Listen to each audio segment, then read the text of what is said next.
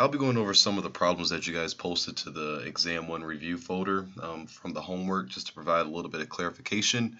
Hopefully you guys can hear me. I've been losing my voice over the past couple of days, but I'll work through these, and hopefully this helps you guys as you prepare for exam 1. So I'm just going to go in order. So question number 8, it says Deshawn's detailing service. Well, Deshawn's detailing is a service that details cars at the customer's home. His cost for a basic detailing package is $40, and he charges $75 for this service. For a total price of $90, he'll also detail the car's engine, a service that adds an additional $20 to the total cost of the package. So the question is asking, what is Deshawn's marginal benefit if he sells this basic detailing package? Now, marginal benefit is going to be defined as like the additional benefit gained. So in this case, whenever we're looking at a service that is being sold, the marginal benefit is always going to be the price that they charge, because if marginal benefit looks at the sale of each additional item, the price is going to tell us how much the owner is actually going to be receiving every time they sell one of those units.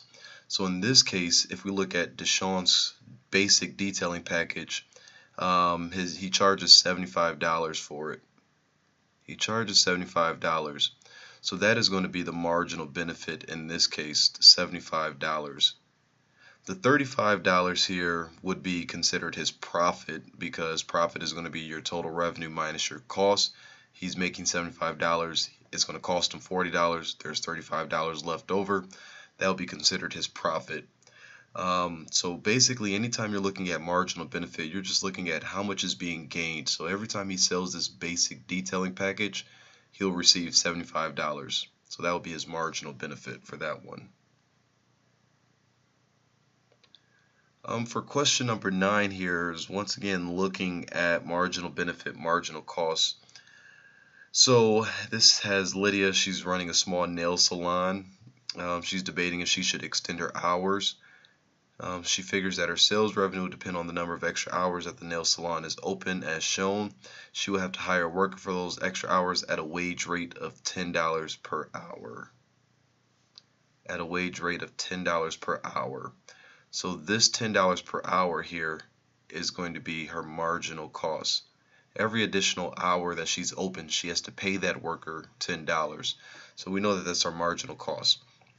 Now, using marginal analysis, by how many hours should Lydia extend her nail salon hours of operations? Now, in order to find this, we need to also look at her marginal benefit. So if we create a little column over here for marginal benefit, for the first hour, all right, so as we go from open to extra hour to extra 2 hours, we see our marginal benefit is going to go up by $25. It's just the change as we go from here to here. So from 50 to 75 is going to be a change of 25. From 75 to 95 is a change of 20. This will be 15, 10, and then 5. Now, our marginal cost is going to be constant because, as we mentioned, every single hour that she stays open, she has to pay that worker $10. Now, according to our marginal analysis, we said that anytime marginal benefit is greater than marginal cost, and that actually should be 50 up here. Anytime marginal benefit is greater than marginal cost, that means to do more. So we see at all of these points marginal benefit is greater than marginal cost, which tells us that every additional hour she's making more than it's going to cost her. Now, if we ever see that marginal benefit is less than marginal cost, that means that you should do less because your costs are outweighing the benefits. Now, we said using marginal analysis, the only time that lets us know where we find that optimal amount is when marginal benefit is equal to your marginal cost. So when marginal benefit is equal to your marginal cost, this is where you should stop because that's going to give us our optimal level. So in this case, our answer will be 5 hours because that's where marginal benefit is equal to your marginal cost.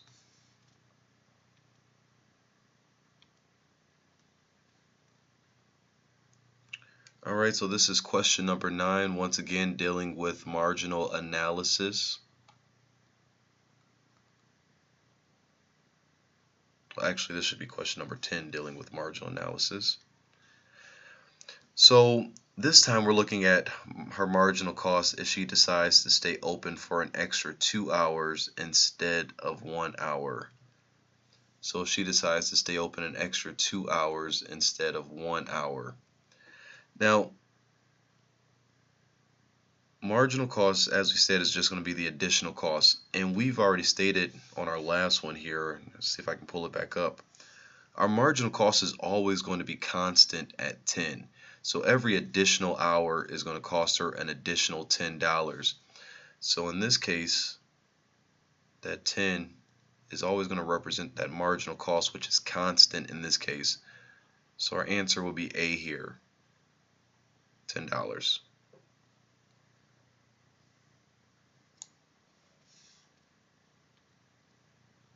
Alright, so moving right along, I'm going to jump to number 44. Now question 44 is looking at what would shift the supply curve for MP3 players to the right. So let's look at our options here. Now the first one says a decrease in the price of an input that's used to produce CD players. Now a decrease in the price of an input, so price of an input goes down, is always going to lead to an increase in supply. As it becomes cheaper to produce, we'll be able to produce more units. So we would see that that would lead to a rightward shift of the supply curve. Now all of our other options, an increase in consumers' income, that's going to affect demand. So that's going to cause demand to go up. A decrease in the number of firms is going to cause supply to go down. Less firms means less supply. And an increase in the price of a substitute in production is going to lead to a decrease in supply, so that will be a leftward shift of the supply curve. So in this case, A will be our correct answer.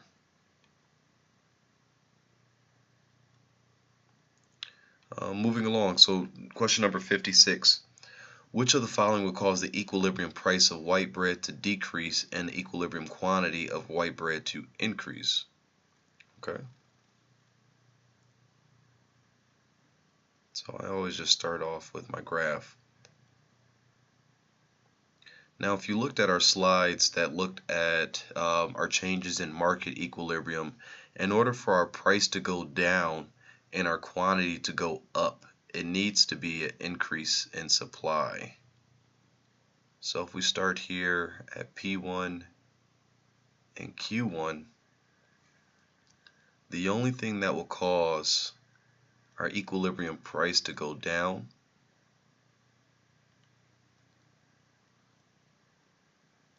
would be this increase in supply, so a rightward shift of our supply curve. And that'll also cause our equilibrium quantity to go up. So now the question is, which one of these four scenarios is going to cause an increase in the supply for white bread? So let's look at our options. Now we can immediately eliminate A, the price of butter, which is a complement because that's going to affect demand. We can eliminate D because that's also going to affect demand. So substitutes and complements affect demand. Now a decrease in the price of flour, flour is going to be considered an input. So whenever the price of an input goes down, that will lead to an increase in supply. So our correct answer should be B, a decrease in the price of flour. Now an increase in the price of flour, so whenever the price of an input goes up, that'll lead to a decrease in supply. Alright, so our answer is B in this case.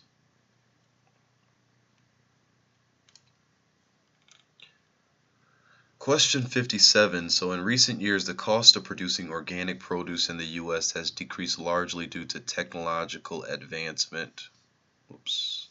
So the technological advancement. At the same time, more and more Americans prefer organic produce over conventional produce. Which of the following best explains the effects of these events in the organic produce market? Now, anytime there's a positive technological change, that's going to lead to an increase in supply. As it becomes more efficient to produce, you should be able to produce more. And then also, as more Americans prefer organic produce over conventional, that leads to like the taste and preferences or the popularity. So that will cause our demand to go up. So we know that there's going to be an increase in supply and an increase in demand. So let's look at our answers here. So the supply curve has shifted to the left. We can immediately eliminate A because we know our increase in supply will be a rightward shift of our supply curve. So both the supply and demand curves have shifted to the right. As a result, there has been an increase in both the equilibrium price and quantity. That will be correct, because increase in supply is a rightward shift of the supply curve, an increase in demand is rightward shift of the demand curve.